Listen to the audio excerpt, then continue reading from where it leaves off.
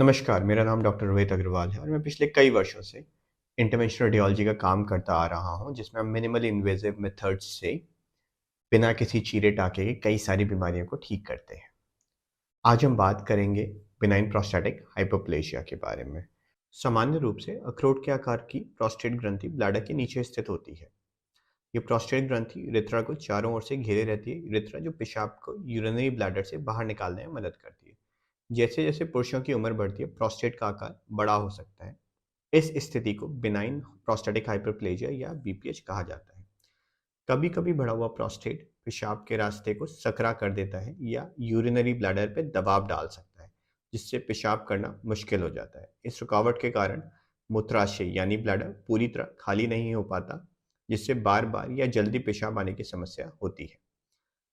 इससे ब्लैडर की दीवार यानी मूत्राशय की वॉल्स मोटी हो सकती हैं, जिससे पेशाब इकट्ठा करना और भी मुश्किल हो जाता है। बीपीएच वाले पुरुषों को पेशाब की धीमी धार, रुक-रुक कर पेशाब आना, बूंद-बूंद करके आना या रात में बार-बार उठकर पेशाब करने की परेशानी हो सकती है। इन लक्षणों को हम अपनी भाषा में लोअर यूरिनरी ट्रैक्ट सिम्पटम्स कहते हैं, जिससे हमारी नींद या जीवन की गुणवत्ता भी प्रभावित हो सकती है। प्रोस्टैटिक आर्टरी एम्बोलाइजेशन यानी पीएई एक नई मिनिमली इन्वेजिव प्रक्रिया है जो बीपीएच के कारण होने वाले लक्षणों को बिना सर्जरी के ठीक कर सकती है।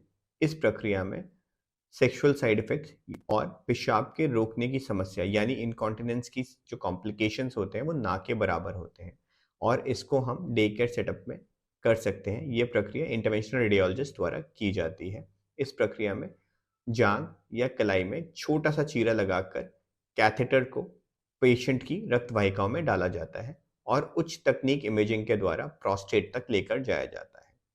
इसके बाद छोटे छोटे रेत के कण जितने बड़े माइक्रो कण यानी एम्बोस्फेयर या पीबीए पार्टिकल को इन रक्त वाहिकाओं में डालते हैं, जिससे प्रोस्टेट की खून की सप्लाई कम हो जाती है।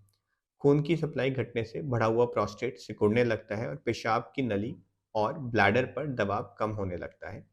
पेय प्रक्रिया के कुछ ही दिनों बाद लक्षण में राहत मिलनी भी शुरू हो जाती है। अधिकतर मरीजों में 1 हफ्ते से भी कम में सुधार देखा गया है और 90% से ज़्यादा मरीजों में लक्षण में शानदार सुधार पाया गया है। अगर आप पीएई के बारे में और जानना चाहते हैं तो हमारे यूट्यूब चैनल पर जाएं और इसकी पूरी प्लेलिस्ट देखें। और अगर आपके परिवार में कोई बीपीएस से पीड़ित है तो अपने डॉक्टर से या गूगल पे पीएई के बारे में सर्च करना ना भूलें।